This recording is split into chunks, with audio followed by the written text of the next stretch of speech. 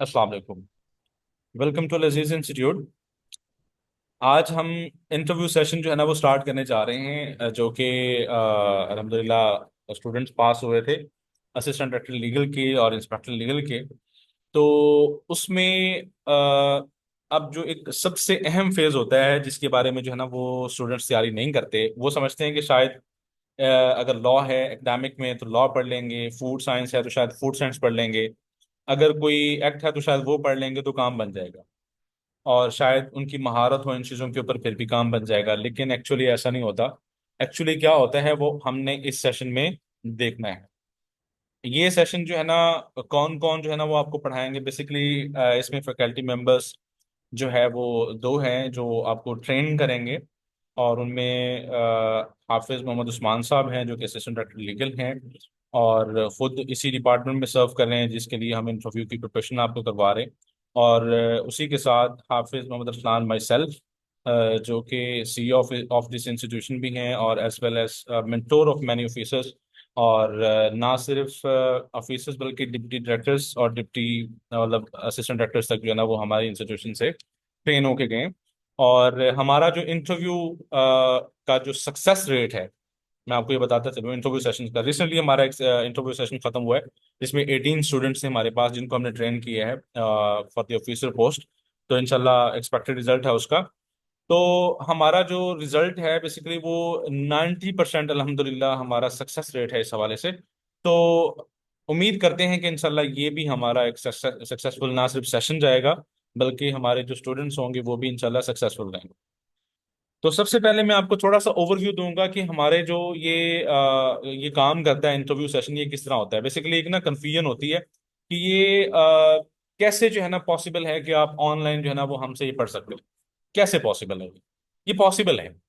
ठीक है, और स्टूडेंट्स ने जो है ना वो पास किया है और ट्रेन किया हमने, और ऑनलाइन मॉक एग्जाम्स हुए हैं, और उसमें आपका ना सिर्फ पैसा बचता है जो कि आजकल बहुत इंपॉर्टेंट है, और बल्कि आपका टाइम भी बहुत सेव होता है, और आपको बैठे बैठाए घर में जो है ना वो आपको एक एक्सपर्ट ओपिनियन मिलती है। ठीक है। तो इस हवाले से मैं आपको बताता चलूं कि हमारा जो ये इंटरव्यू सेशन होगा इसकी जो कुछ डोमेन्स हैं मैं आपसे डिस्कस करता चलूं।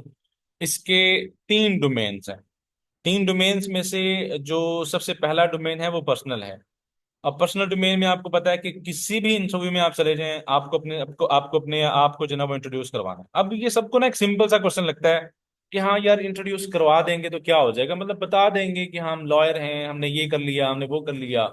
लेकिन देखें कि आप वो चीज समझ ही नहीं रहे वो बेसिकली जो आपसे पूछना चाह रहा है। फॉर आपने कभी नोट किया है कि हम जब बाजार में जाते हैं, अब बाजार में जो शॉप है वो फॉर एग्जाम्पल मिसालों की है, और वो आपने कभी देखा है कि वो बर्तन बेच रहा हो, कि वो बर्तन की बात करे, कभी देखा हो, सुना हो आपने कभी? तो इसलिए हमारे भी इंट्रोडक्शन में कुछ ऐसी चीजें होती हैं कि जो हमें कैलकुलेटेड वे में बतानी होती हैं, क्योंकि हम एक स्पेसिफिक जगह पे आए बैठे होते हैं, हमारे पास जस्ट 20 मिनट्स होते हैं इतनी मेहनत करने के बाद कि हम अपने आप को उस स्पेसिफिक पोस्ट के लिए, उस स्पेसिफिक जॉब डिस्क्रिप्शन के लिए दी बेस्ट साबित कर सकें।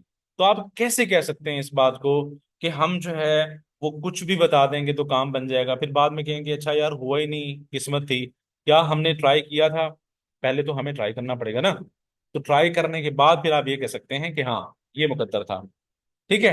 हो सकता है हमसे कुछ ज्यादा मेहनत कर रहा हो, लेकिन उससे पहले आप नहीं कह सकते। उसके बाद दूसरी चीज, इंटरेस्ट और गोल्स। अब फॉर एग्जाम्पल वो आपसे सिंपली साइकोलॉजिस्ट बैठा होगा या कोई भी ऐसे आपसे पूछ लेगा, हाँ भी आप क्या बनना चाहते हैं, तो आपकी जिंदगी का मकासद क्या है। एक बंदा असिस्टेंट डायरेक्टर लीगल की जॉब के लिए आया हुआ और वो कहता है कि सर मेरा जो प्लान है ना, मैं चाहता हूँ कि मैं बड़ा बिजनेसमैन बनूं। ओ भाई, यहाँ पर तुम क्या करने आए हो? यहाँ पर असिस्टेंट डायरेक्टर बनने आए हो ना।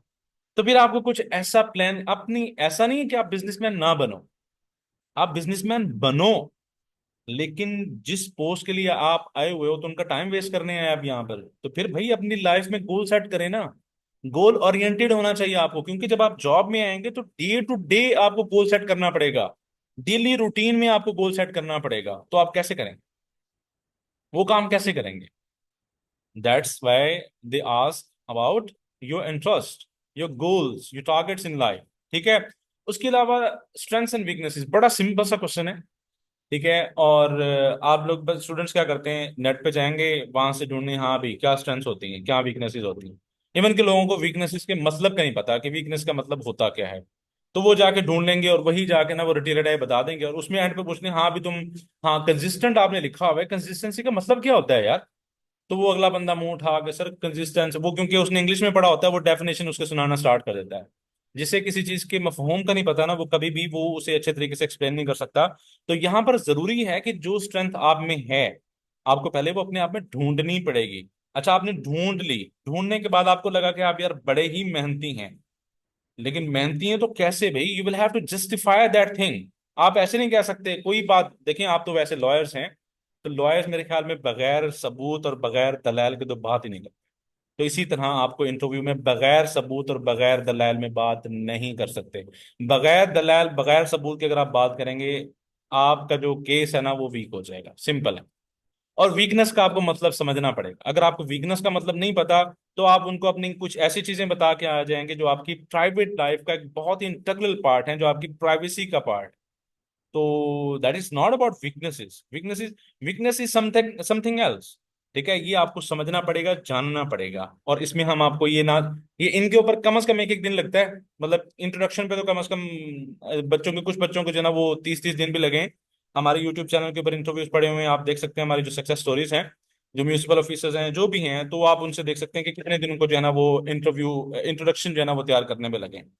और फिर डिस्ट्रिक्ट और तहसील की प्रोफाइल। अब डिस्ट्रिक्ट तहसील की प्रोफाइल आपको पता है कि हर बंदे से पूछते हैं। अब पूछने का मकसद क्या होता है, पहले तो आपको ये पता होना चाहिए कि यार वो क्यों पूछते हैं। ठीक है, आप पूछ भी लिया। अच्छा उसमें कौन कौन सी प्रोमिनेंट चीजें, क्या आपको पता है या नहीं पता? अगर पता है तो क्या आप उसकी डेप्थ में गए हैं कभी, मतलब सोचा है कभी यार ऐसा क्यों है? क्या आपका माइंड ऐसे काम करता है? क्या आप जहां पर इर्द गिर्द में रहते हैं, जहां पर आप रहते हैं, क्या इर्द गिर्द का आप पता भी रखते हैं, या बस अपने काम में लगे रहते हैं और आपको पता ही नहीं है माहौल में क्या हो रहा है, और आपने उसके अकॉर्डिंग चलना होता है? ठीक है, चीजें ट्रेंड चेंज होते हैं। तो यहां से ये थोड़ा सा पता चलता है। उसके बाद फिर आ जाती है मेजर एकेडमिक डोमेन, जो एक बहुत ही इंपॉर्टेंट पार्ट होता है, जिसमें एकेडमिक में मजीद आप जो है ना वो एक और चीज भी ऐड कर लें, यहाँ पर लिखा हुआ है करंट जॉब। ये दो चीजें जो है ना वो बहुत ही इंपॉर्टेंट होती हैं, बहुत ज्यादा इंपॉर्टेंट होती हैं।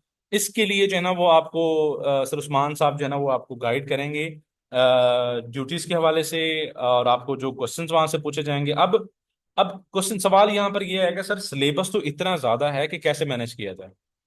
तो आपने कभी सुना होगा कि लीडिंग क्वेश्चंस कैसे आते हैं। तो देखें, जब आप किसी से बात करते हैं ना, बात से बात निकलती है। तो बात से बात जो निकल रही है वो आपकी मर्जी से निकल रही है या उसकी मर्जी से निकल रही है, दैट मैटर्स। अगर आपकी मर्जी से निकल रही है, ठीक है, अगर आपकी मर्जी से निकल रही है फिर तो आप हैं कामयाब। अगर आपकी मर्जी से भाई नहीं निकल रही ना, अगर आपको आपको लीड करना नहीं आता, तो फिर आपके लिए थोड़ा सा मुश्किल हो जाएगा और अनप्रडिक्टेबल हो जाएगा। और हाँ, इस सेशन में ना दो चीजें सिखाई जाती हैं। एक तो जो ऑलरेडी प्रडिक्टेबल है उसे आप कैसे हैंडल करेंगे, और दूसरी चीज जो है ना वो जो अनप्रडिक्टेबल है, जो सिचुएशनल टाइप क्वेश्चंस हैं, उनको हल कैसे किया जाएगा, ये आपको बताया जाएगा। ये नहीं कि आपको ये सवाल बताया जाएगा कि ये सवाल आपसे पूछेगा ये जवाब आपने बताना, नहीं। आपको विद जो स्टडीज हैं, पब्लिक एडमिनिस्ट्रेशन है जो डील करती है ऑर्गेनाइजेशन को, जैसे ये देख लें आपका ऑर्गेनाइजेशनल डोमेन आ रहा है, पब्लिक एडमिनिस्ट्रेशन बेसिकली डील करती है ऑर्गेनाइजेशन को, ठीक है। उसके जो ऑथर्स हैं, जो उसके स्कॉलर्स हैं, उनके क्या पॉइंट ऑफ व्यूज हैं, कैसा बंदा एक ऑर्गेनाइजेशन को चाहिए, कैसा बंदा एक गवर्नमेंट को चाहिए जो उसके काम कर सके। अच्छा, ना सिर्फ ऑर्गेनाइज पब्लिक एडमिनिस्ट्रेशन, बल्कि इसमें साइकोलॉजी आती है, मतलब साइकोलॉजी भी गाइड करती है ऑर्गेनाइजेशंस को। साइकोलॉजिस्ट गाइड, देखें आप बीएमएस में चले जाएं, आप सीएसएस में चले जाएं, आप जो है ना वो कोई भी एग्जाम, कम्पिटेटिव एग्जाम्स दें आप, इवन कि आप ये इन इंटरव्यूज में भी कुछ कभी कभी बुला लेते हैं वो, तो आखिर क्यों बुलाते हैं? साइकोलॉजिस्ट क्यों बुलाते हैं, क्या मकसद होता है उसका? ठीक है, तो साइकोलॉजिस्ट बुलाने का मकसद ये होता है कि उसके इनर मोटिवेशंस को समझा जा सके। इसलिए फिर हम आपको साइकोलॉजी की जो कुछ थ्योरीज हैं, जो आपको समझने में आपको हेल्प करती हैं, ताकि आप जिस मकसद के लिए जा रहे हैं उस मकसद को आप बहुत ही अच्छे तरीके से समझ के वहां पर अपनी बात को जो है ना प्रूव कर सकें। इसलिए आपको जो है ना वो क्या किया जाता है यहाँ पर, जो psychological theories with psychological theory, और साथ साथ आप पब्लिक एडमिनिस्ट्रेशन के कुछ कंसेप्ट्स, और आपको ऑर्गेनाइजेशन के जो कुछ चीजें होती हैं, जो डिमांड्स होती हैं, जो रिक्वायरमेंट्स होती हैं, जो एक बंदे में वो चीज डिमांड कर रही होती है, वो जो चाहिए होते हैं ना, वो आपको बताई जाएंगे। क्या आप में वो क्वालिटीज हैं? अगर नहीं है ना, तो फिर सोचें आपकी क्वालिटीज वो कहाँ दबी हुई हैं। अगर वो दबी हुई भी नहीं है, आप कहते हैं कि नहीं यार ये तो, फॉर एग्जाम्पल एक स्टूडेंट पूछ रहे थे कि मेरा जो एक्सपीरियंस है ना वो इन्वायरमेंटल का, फॉर एग्जाम्पल ये जो आप जिस डिपार्टमेंट में जा रहे हैं, ये इन्वायरमेंटल प्रोटेक्शन डिपार्टमेंट है, इसका नहीं है।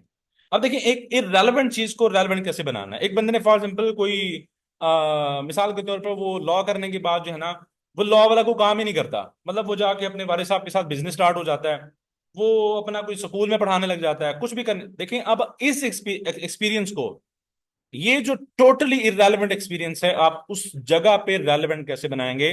That is the point.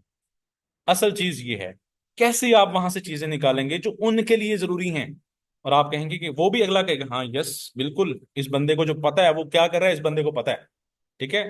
तो जरूरी नहीं होता कि आप इन्वायरमेंट के जो है ना वो बड़े मतलब इन्वायरमेंट के कामों में पड़े रहे हैं, आप कंपेन चलाते रहें तब आपको पता चलेगा, केस लड़ते रहें तब आप इस डिपार्टमेंट में आ सकते हैं, ऐसा नहीं है। ठीक है, आपको सिखाया, ट्रेनिंग तो बाद में दी जाएगी जो भी होगा, लेकिन उससे पहले आप जो भी कर रहे हैं ना, उसमें आपने कुछ ऐसा ढूंढना है जो हर ऑर्गेनाइजेशन में सेम होता है। वो क्या होता है, ये हमने इस सेशन में देखना है।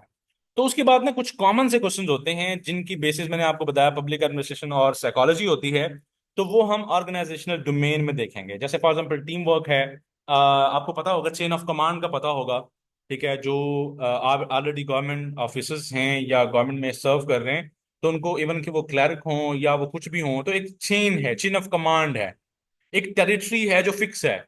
वो उसमें आपने उसमें मिल के टीम वर्क कैसे करना है। आपने टीम वर्क का मतलब ये होता है कि एक बंदा सारा काम नहीं करेगा, काम को डिवाइड किया जाएगा, फिर उसके अकॉर्डिंग जो है ना वो काम, एक काम को पांच छह बंदे जो है ना वो मिलके करेंगे, इसे हम टीम वर्क कहते हैं।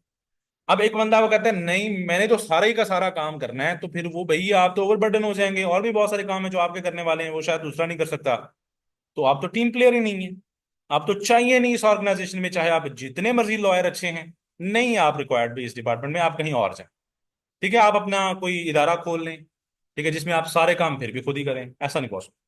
उसके बाद है कॉन्फ्लिक्ट मैनेजमेंट। कॉन्फ्लिक्ट मैनेजमेंट में जो है ना वो आप क्या करते हैं, देखिए मसले मसाइल तो आते हैं, डिपार्टमेंट के साथ होते हैं, और इंटरनल मतलब कि ऑफिसेज के साथ होते हैं। एक सीट का दूसरे सीट के साथ है, जो ऑफिशियली एक्ट के थ्रू क्रिएटेड है।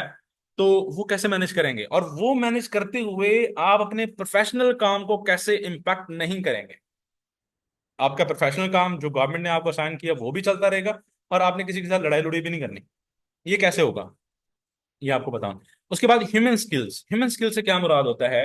ह्यूमन स्किल्स के बारे में हमने डिटेल में पढ़ना है, क्योंकि ह्यूमन स्किल्स सोशल सेटअप में बहुत ज्यादा काम आती है। इतना थ्योरी काम नहीं आती जितनी ह्यूमन स्किल्स काम आती है। आपने एक वर्ड सुना होगा, स्ट्रीट स्मार्ट। कभी किसी ने अगर सुना हो स्ट्रीट स्मार्ट, ज्यादातर जो अच्छे मतलब के लीडर्स होते हैं ना, लीडर होते हैं या बिजनेसमैन होते हैं, वो स्ट्रीट स्मार्ट होते हैं। मतलब प्रैक्टिकली अगर आप देखें, आपने मोस्टली नोट किया होगा कि वो जो एकेडमिक्स में जो बहुत अच्छे होते हैं, वो इतने मतलब जिसे हम कहते हैं ना पंजाबी में सियाणे, वो नहीं होते। वो जो आपने देखा होगा जो बैक बेंचर्स होते हैं, जो मतलब कि वो दुनियादारी को भी साथ साथ में रखते हैं, वो साथ साथ में एजुकेशन को भी रखते हैं, वो बहुत आगे जाते हैं। उसकी वजह क्या होती है? उनको ह्यूमन स्किल्स का पता होता है। वो अगर चाय पीने गया है तो उसे पता है कि यार मैंने इससे चाय कैसी अच्छी बनवानी है। आपने काम लेना है ना, अपने सुपीरियर से भी काम लेना है, आपने अपने जूनियर से भी काम लेना है। सुपीरियर्स आप अगर आप तंग कर रहे हैं तो आप कैसे मैनेज करेंगे? अगर आपके जूनियर्स काम नहीं कर रहे तो आप उनको कैसे मैनेज करेंगे? That is a human skill. ये आपकी यहाँ पर लॉ फेल हो जाएगा, यहाँ पर हर सब्जेक्ट की हर थ्योरी फेल हो जाएगी, आपके वहां पर आपको ह्यूमन स्किल्स काम आएंगे। और ह्यूमन स्किल्स किसकी बेस के ऊपर काम करती हैं, ये हमने इसमें देखना है। उसके बाद what can you do for this department, simple सा जो है ना वो क्वेश्चन होता है, या यहाँ पर आप क्या करने आ रहे हैं, ये यहाँ पर आपको क्या अच्छा लगा, इस तरह का कुछ गोल मोल करके वही मकसद वही सेम होता है। और आपसे पूछते हैं कि भाई आप यार असिस्टेंट डायरेक्टर बन के क्या करोगे, यार आपकी तो इतनी अच्छी खासी जो है ना वो यार सर्विस है, अच्छे डिपार्टमेंट में सर्व कर रहे हैं, यहाँ पर क्या करने आ रहे हैं? यार आप जो है ना वो लाहौर हाई कोर्ट के जो है ना वो लॉयर हैं, आप जो है ना वो supreme high court supreme court में जो है ना वो ये काम कर रहे हैं, यार आप यहाँ पर क्या करने आ रहे हैं? आपने इन चीजों को कैसे जस्टिफाई करना है? कभी कभी वो आपको बहुत, आप उनके लेवल से बहुत ऊपर चले जाएंगे, लेकिन कभी कभी आपका बिल्कुल ही एक्सपीरियंस नहीं होगा। तो इन दोनों सिचुएशंस को कैसे कैसे हैंडल करना है, और कभी आपका एक्सपीरियंस है, यस रेलेवेंट है, फिर आपको चैलेंज ये होगा कि आपने कैसे जस्टिफाई करना है कि जो आपने काम किया है वो आपने बहुत अच्छे से किया है। और फिर कभी ऐसा हो जाएगा कि आपका काम टोटली रेलेवेंट है, उसे रेलेवेंट कैसे बनाना है। इन सब क्वेश्चंस के आंसर्स हमने इस सेशन में लेने हैं। और ये सेशन को ऐसा नहीं है कि जिसमें आपकी प्रॉपर सिर्फ क्लास होगी और क्लास के बाद बात खत्म हो जाएगी, ये वो सिस्टम नहीं है। इसमें आपको कंटिन्यूअसली जो है ना वो हमारे साथ अटैच रहना पड़ेगा। आपको इसमें असाइनमेंट्स मिलेगी, जैसे इंट्रोडक्शन की असाइनमेंट मिलेगी, आपने असाइनमेंट सबमिट करवानी है, असाइनमेंट चेक होगी, फिर ठीक करके दी जाएगी, फिर आपको कहेगा बोल के दिखाएं, फिर ठीक करके दिखाएं, यार एक्सप्रेशन नहीं आ रहा, मजा नहीं आ रहा यार, फिर दोबारा बोल के दिखाएं। इस तरह इसी तरह इंटरेस्ट और इसी तरह स्ट्रेंथ्स एंड वीकनेसेस आपसे पूछी जाएंगी, बार बार आपसे जो है ना वो पूछा जाएगा, हाँ भी बताएं ये कैसे आप बता रहे हैं, आप तो मतलब आपका तो रेलेवेंट एक्सपीरियंस नहीं है यार, ये बंदा आपके साथ जो बैठा हुआ है ये बड़ा अच्छा पढ़ रहा है, इस बंदे की बड़ी अच्छी जो है ना वो कमांड है इस चीज के ऊपर, आप यहाँ पर क्या करने आ रहे हैं। तो नॉर्मली हमारा एक रिएक्शनरी जो है ना वो कमेंट्स होते हैं, कैसे, सर मैं उससे अच्छा हूं। लेकिन ये हम नहीं कर सकते, प्रोफेशनल लाइफ में आप ये नहीं कर सकते, आप किसी के साथ अपना कंपैरिजन नहीं कर सकते। हाँ आप अपना पॉइंट प्रूव करें, आपकी अगर जो स्किल्स हैं वो प्रूव करने की कोशिश करें, लेकिन आप किसी को गिरा के आप आगे नहीं जा सकते। तो ये कैसे करना है, इसको हमने इस सेशन में समझना है। अब जो एकेडमिक पोर्शन होगा जिसमें सर ने आपको एकेडमिक डोमेन, मतलब जो आपकी लॉ की जो डोमेन है, वो कौन कौन से क्वेश्चन पूछ सकते हैं, कौन कौन से एरियाज पूछ सकते हैं, आपको क्या क्या पढ़ना है, ये मैं अब सर उस्मान साहब के हैंड ओवर कर रहा हूँ। जी सर प्लीज, मेरी तरफ से जो है ना वो ये था। Thank you so much. अस्सलाम वालेकुम। वालेकुम। सर आपको आवाज़ आ रही मेरी? जी जी सर, आवाज आ रही है आप। जी थैंक यू। वालेकुम सलाम। मैं हाफिज उस्मान हूँ आपके साथ। अ, आपको पता ही है कि मैं भी आपकी तरह एक स्ट्रगलिंग स्टूडेंट हूँ।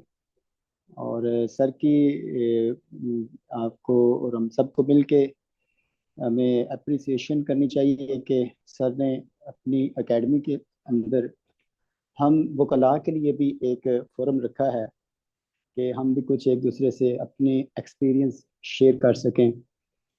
तो मैंने भी कुछ पीपीएससी के इंटरव्यूज दिए हैं। उन एक्सपीरियंस से जो मैंने कह लो कि जो मैंने रिजल्ट्स निकाले हैं कि कौन कौन से एरियाज को वो हिट करते हैं, तो वो आपके साथ मैं शेयर करता हूँ। तो सब पहले तो ये जान लें कि बल्कि आप सबको पहले तो मैं मुबारक दूं कि बहुत मुबारक हो। जो जो बंदा अभी क्वालिफाई किया है वो एक स्ट्रगल के बाद ही क्वालिफाई करता है, और उसकी इतनी स्ट्रगल होती है माशाल्लाह से कि वो जो बेसिक्स और छोटे छोटे क्वेश्चंस हैं वो उनको स्किप नहीं कर पाता। मतलब वो उसके ऊपर पूरी कमांड रखता है। तो छोटे छोटे जितने भी क्वेश्चंस हैं जो आपके बेसिक्स हैं उसके ऊपर आपको पूरा अबूर होना इंटरव्यू के अंदर आपको ये बहुत ज़रूरी है। वो कॉन्ट्रैक्ट एक्ट का भी छोटा सा सवाल हो सकता है कि वो आपसे ये भी पूछ सकता है इंटरव्यू में कि ये बताएं कि भाई एग्रीमेंट और कॉन्ट्रैक्ट में क्या फ़र्क है। वो आपको पीपीसी से भी पूछ सकता है कि भाई बताएं कि किसास और दियत में क्या फ़र्क है।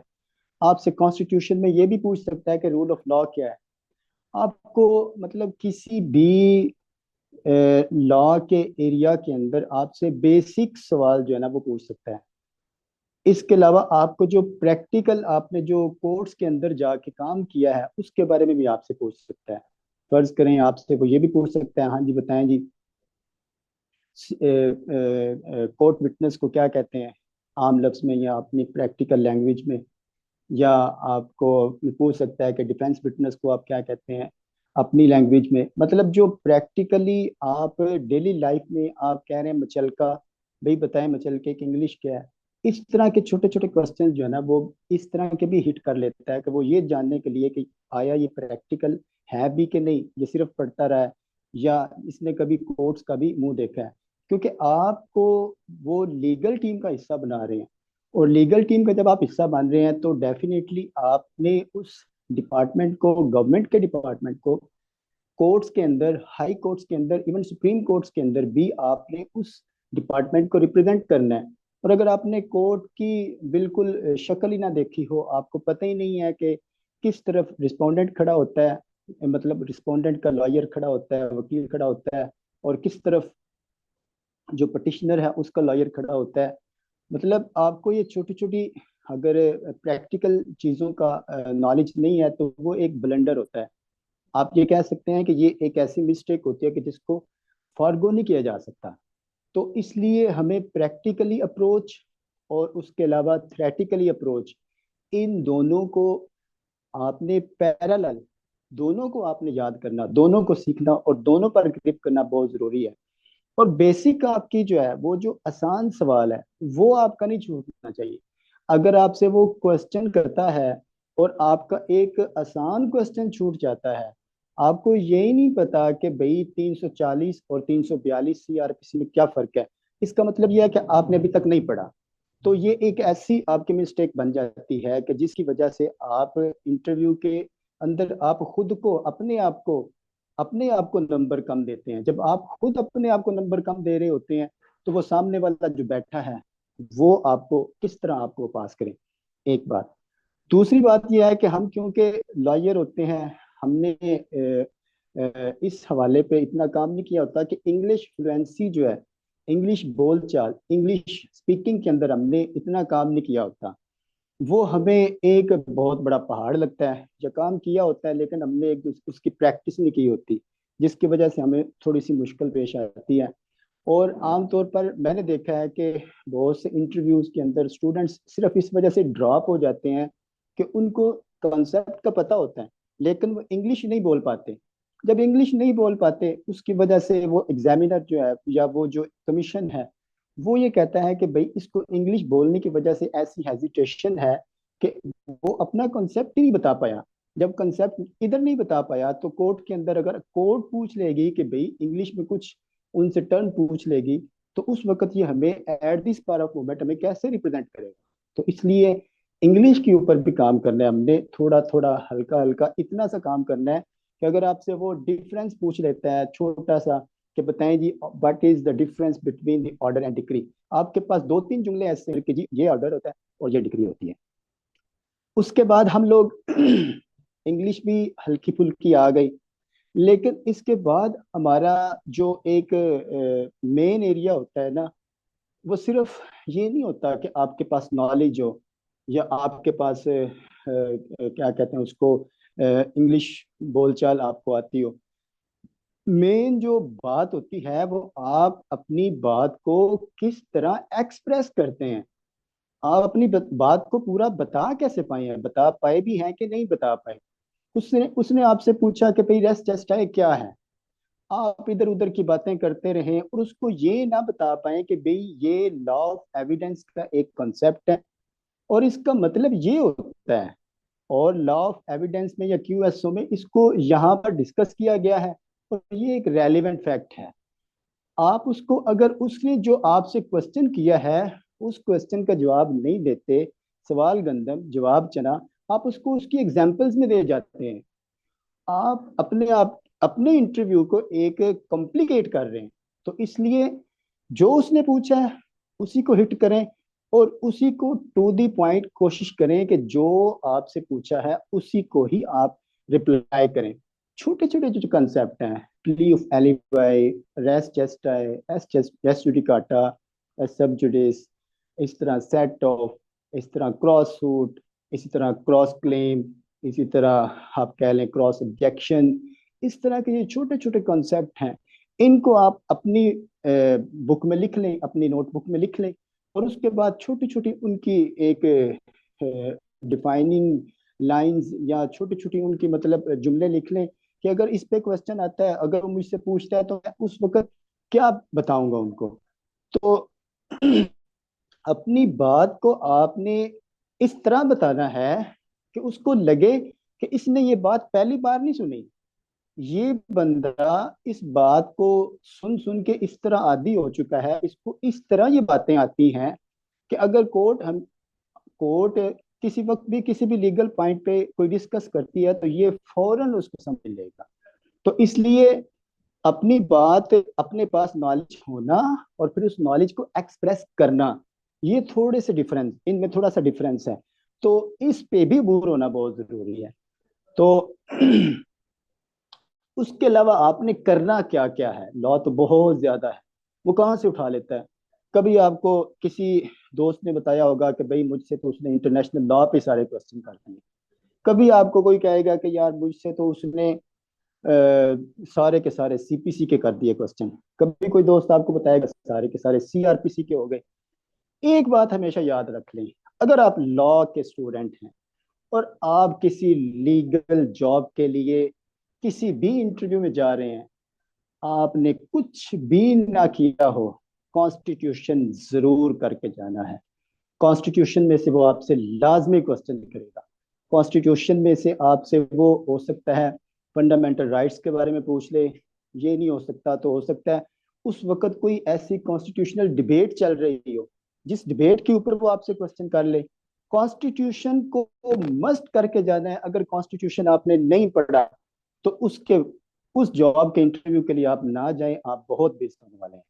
और नेक्स्ट ये है कि आपने सिविल प्रोसीजर और क्रिमिनल प्रोसीजर को और लॉ ऑफ एविडेंस को, इसको तो लाजमी करके जाना है।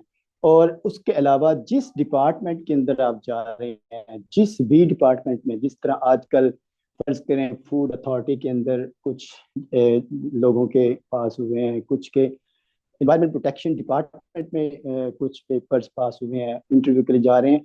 तो जिस डिपार्टमेंट के इंटरव्यू के लिए आप जा रहे हैं, तो आपको उस डिपार्टमेंट के जो भी लॉज हैं, वो डिपार्टमेंट कैसे काम कर रहा है, वो डिपार्टमेंट किस तरह वजूद में आया है, उसकी क्या हायरार्की है, उसके बारे में आपको लीगली सारा नॉलेज होना चाहिए।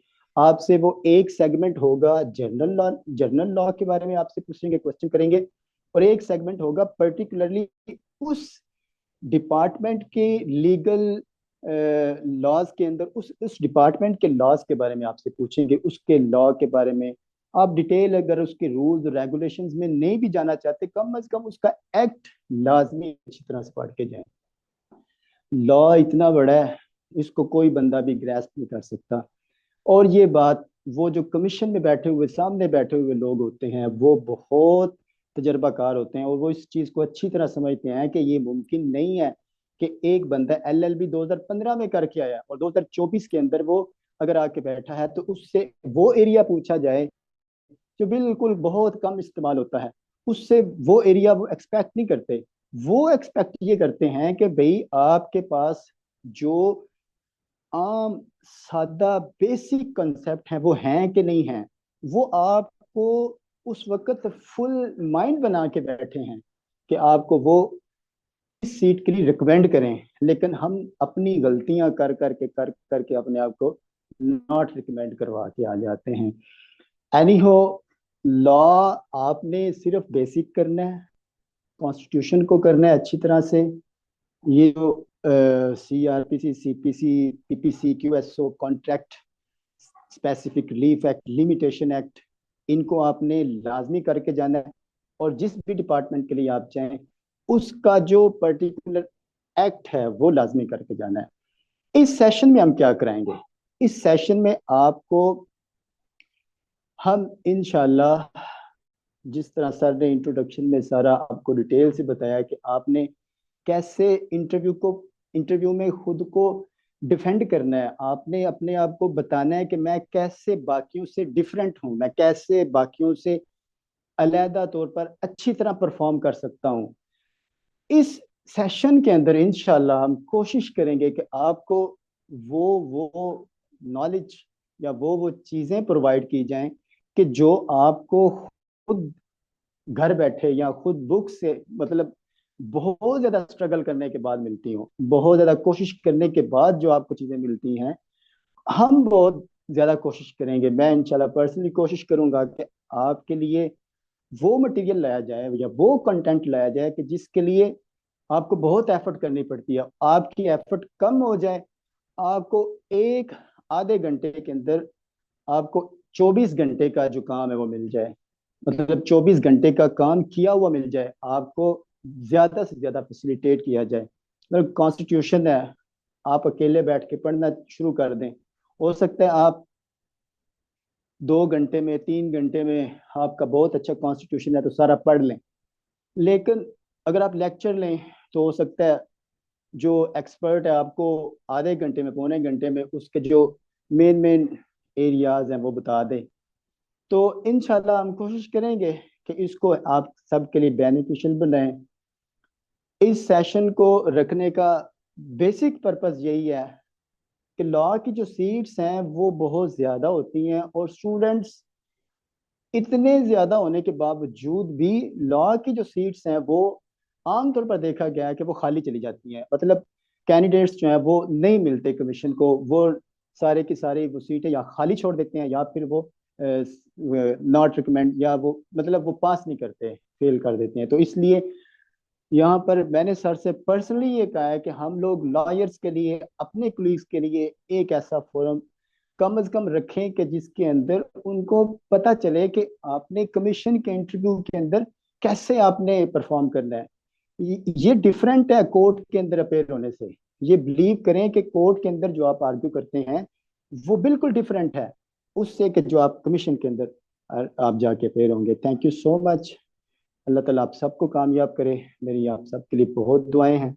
बाकी आपको सर बताएंगे। Over to you sir. Thank you so much, thank you so much. अच्छा सर की मैं बात, जो भी सर ने बात की ना, मैं इसे आ, दो जुमलों में कंक्लूड करूंगा और उसके बाद हम सेशन का जो है ना वो इख्तिताम करते हैं। सर ने आपको ये कहा है कि एक होते हैं token questions, means what is this, जो सिंपल कंसेप्ट्स होंगे वो आपको पता होने चाहिए। दूसरे होते हैं सिचुएशनल क्वेश्चंस। ठीक है, सिचुएशनल मींस के कुछ चीजों में डिसएग्रीमेंट्स होते हैं, मतलब ओपिनियंस होती हैं, तो वो आपसे जस्ट आपकी ability to argue with someone, तो ये चेक करने के लिए कुछ क्वेश्चंस पूछेंगे। तो इन दोनों के ऊपर सर आपको इंशाल्लाह ट्रेन करेंगे, और ये इंस्टीट्यूशन भी आपके जो है ना वो आपके साथ रहेगा। तो आज के लिए जो है ना वो इजाज़त दें। Thank you so much. अल्लाह हाफिज़।